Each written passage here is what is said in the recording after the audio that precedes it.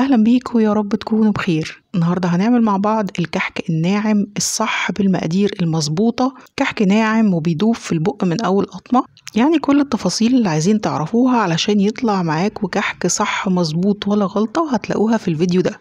ازاي نقشة الكحك تفضل ثابتة عليه من غير ما يفرش في الفرن، وازاي كمان الملبن يفضل طري بالشكل ده وكمان ما يخرجش من الكحك أثناء التسوية، وكمان طريقة التسوية المظبوطة. وكمان هنعرف مع بعض ازاي نظبط العجينة وتكون معانا ناعمة زي الحرير بالشكل ده ومن غير اي تشوقات خالص، بتركاية بسيطة جدا اول مرة تعرفوها. هنقول تفاصيل وتركات كتير في الفيديو، فتابعوا معايا الفيديو لغاية الاخر. يلا بينا نشوف الفيديو مع بعض. بس لأول مرة تشوفوا قناتي ما تنسوش تشتركوا في القناة وتفعلوا الجرس على الكل علشان توصلكوا إشعارات بكل الوصفات الجديدة، وما تنسوش تعملوا لايك كتير وشير للفيديو علشان يوصل لأكبر عدد من المشاهدين. ويلا على طول نبتدي.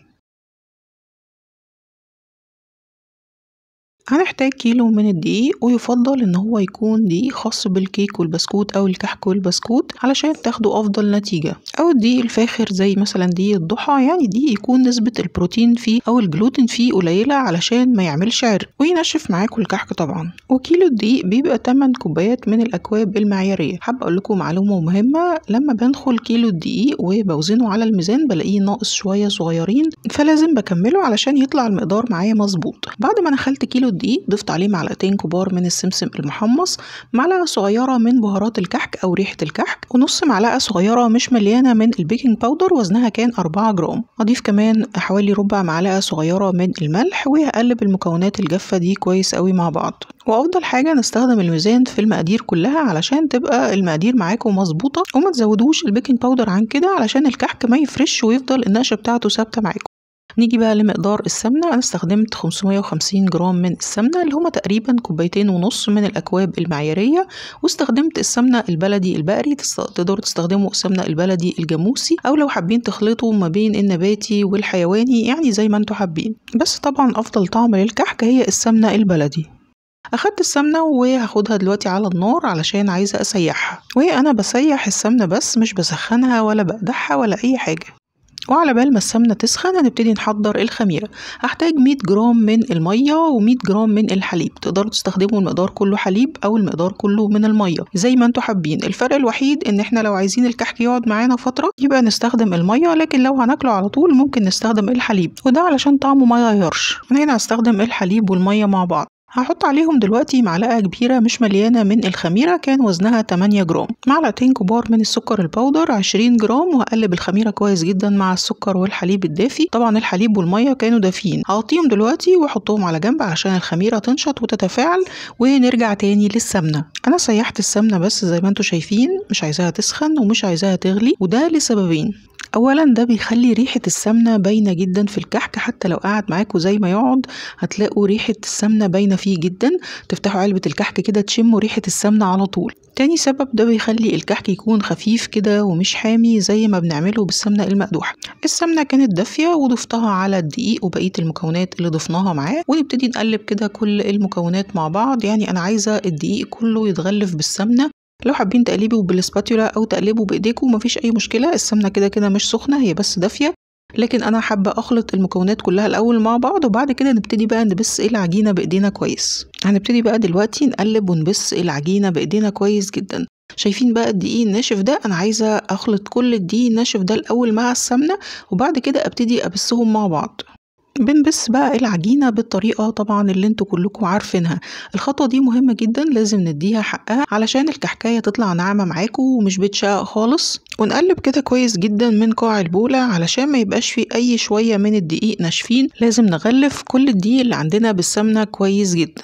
ولو حابين تستخدموا العجان استخدموا سلاح الكف، هينجز معاكم الخطوة دي بسرعة، لكن النهاردة حبيت اعمله معاكم من غير العجان علشان اللي ما عندوش عجان يقدر يعمل العجينة بمنتهى السهولة. ده بيكون شكل العجينة بتاعتنا بعد ما بسناها كويس. شايفين بقى الخميرة بعد ما سبناها حوالي 10 دقايق على بال ما بسينا العجينة كانت تفاعلت وعملت الفوران والرغاوي دي. كده هي شغالة كويس جدا ونقدر نضيفها على العجينة بتاعتنا. نيجي بقى للخطوة المهمة بعد إضافة الخميرة والسوائل للعجينة. احنا مش عايزين نعجن خالص، احنا بس عايزين العجينة تتشرب كل السوائل اللي موجودة. ممكن نقلب بايدينا او نقلب بسباتولا، او لو هتستخدموا العجان يبقى نستخدم سلاح الكف ونقلب بيه كده كام تقليبة لغاية ما السوائل تختفي. شوية شوية كده مع التقليب هتلاقوا العجينة اتشربت كل السوائل دي، وناخد كده من القاع البولة علشان ما يبقاش فيه اي سوائل تحت. وبمجرد العجينة ما تتشرب كل السوائل خلاص بقى بنوقف تقليب او بنوقف عجن. ودلوقتي نشوف بقى العجينة بتاعتنا نشوفها مظبوطة ولا محتاجة مننا اي حاجة تاني. بناخد قطعة من العجينة، ومهم جدا ان احنا نطري العجينة بايدينا الاول قبل ما نختبرها، وبعد كده نبتدي نكورها او نعملها على شكل الكورة ونشوف العجينة. شايفين العجينة بقت ناعمة، لكن لو هتلاحظوا فيها تشققات خفيفة خالص من الجوانب. هنعمل ايه قبل ما نضيف اي سوائل او اي حاجة تاني خالص؟ لازم نطري العجينة تاني، وبرضه نعمل نفس الاختبار تاني، لان اوقات العجينة بتبقى محتاجة بس ان احنا نطريها بايدينا مش اكتر من كده، مش محتاجين تضيفوا اي سوائل ولا اي حاجة تاني، لان المقادير بتاعة العجينة دي مظبوطة جدا، خصوصا لو احنا مستخدمين الميزان. شايفين بعد ما طريت العجينة تاني العجينة ناعمة خالص، مش محتاجة مني اي حاجة.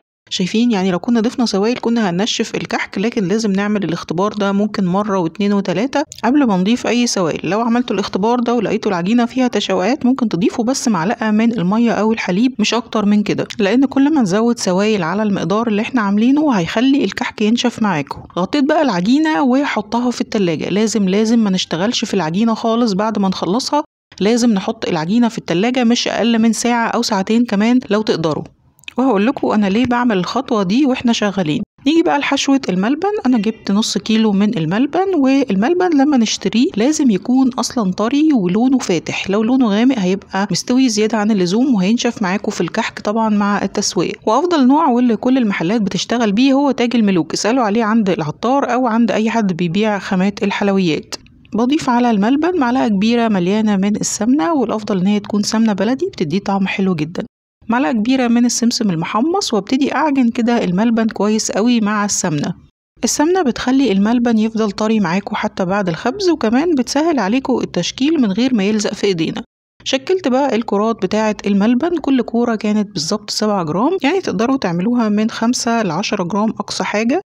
والصينية اللي احنا بنشكل فيها الملبن لازم ندهنها دهنة كده من السمنة علشان ما يلزقش. ودلوقتي هنحط الملبن في التلاجة لازم قبل ما نشتغل بيه. ودي العجينة بعد ما سبتها حوالي ساعتين في التلاجة ده بيكون شكلها. كل اللي احنا هنعمله دلوقتي ان احنا هنطري العجينة طبعا لما بتقعد في التلاجة بتتماسك بالشكل ده طبعا لان فيها كمية كبيرة من السمنة. كل اللي هنعمله دلوقتي هنبتدي نطري العجينة بايدينا، ولو انتوا بتشتغلوا بالعجان هنركب سلاح الكف وهنلفها بس كام لفة لغاية ما العجينة تنعم.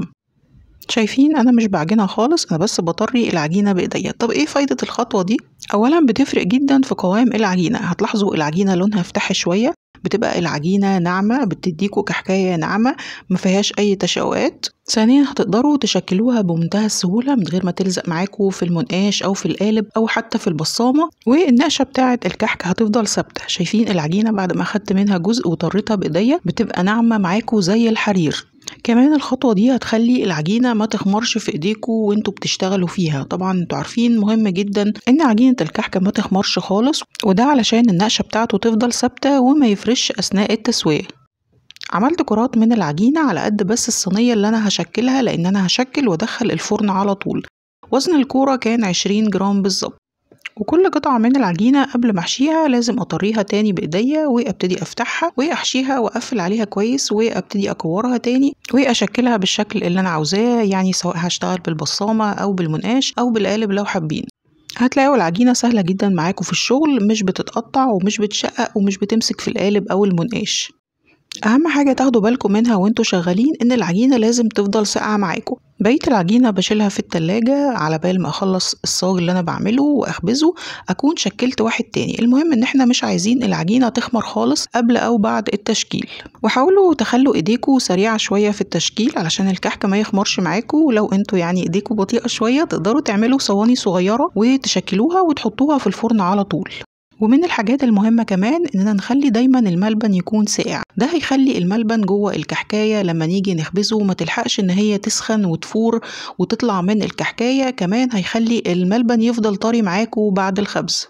كل كحكاية بنحشيها بنشكلها بالمنقاش او البصامة ونرصها على طول في الصاج. الصينية بتبقى مش مدهونة خالص أي مادة دهنية، وأفضل حاجة طبعا هي الصواني الألومنيوم علشان توزيع الحرارة بتاعها بيكون مظبوط. وقبل ما بخلص تشكيل الصاج اللي أنا شغالة فيه بكون مسخنة الفرن كويس علشان أخلصه وأدخله الفرن على طول، يعني مستناش إن أنا أخلص تشكيل وأروح أسخن الفرن، طبعا ده هيخلي الكحك برضو يخمر. الحرارة بالنسبة للكحك المحشي بتكون على حرارة 200، يعني من 190 ل 200.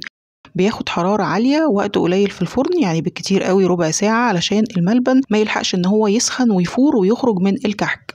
وبالنسبة للكحك السادة اللي مش محشي بتبقى الحرارة من 170 ل 180. بحطه على الرف الأعلى شوية من الأوسط علشان ياخد لون حلو من تحت ومن فوق. لو في مروحة في الفرن تقدروا تشغلوا المروحة. والكحك السادة ممكن ياخد وقت أطول شوية في الفرن حسب حجم الكحكاية اللي انتوا عاملينها. شايفين بقى بيطلع من الفرن بنفس النقشة ثابتة عليه، ما فرش ولا أي حاجة خالص. الملبن طري جدا جواه وبجد طعمه رائع، الكحكاية ناعمة وطعمها حلو جدا. أهم حاجة ناخد بالنا من كل النصايح اللي قلتلكوا عليها، وإن شاء الله هتعملوا كحك مظبوط ولا غلطة. وكمان نعمل كل الخطوات اللي قلنا عليها، وتاخدوا بالكم جدا ما تزودوش اي سوائل على العجينة غير لما نختبرها كذا مرة، لان دي حاجة مهمة جدا. وخطوة ان احنا نحط العجينة في التلاجة ما تقلقوش منها خالص، دي خطوة مهمة قوي وهتفرق معاكم جدا في نتيجة الكحك. ان شاء الله تجربوه بالطريقة دي وتعجبكم وتنبسطوا بيه، وكل سنة وانتوا طيبين، واشوفكم على خير في فيديو جديد ان شاء الله. بحبكم جدا، باي باي.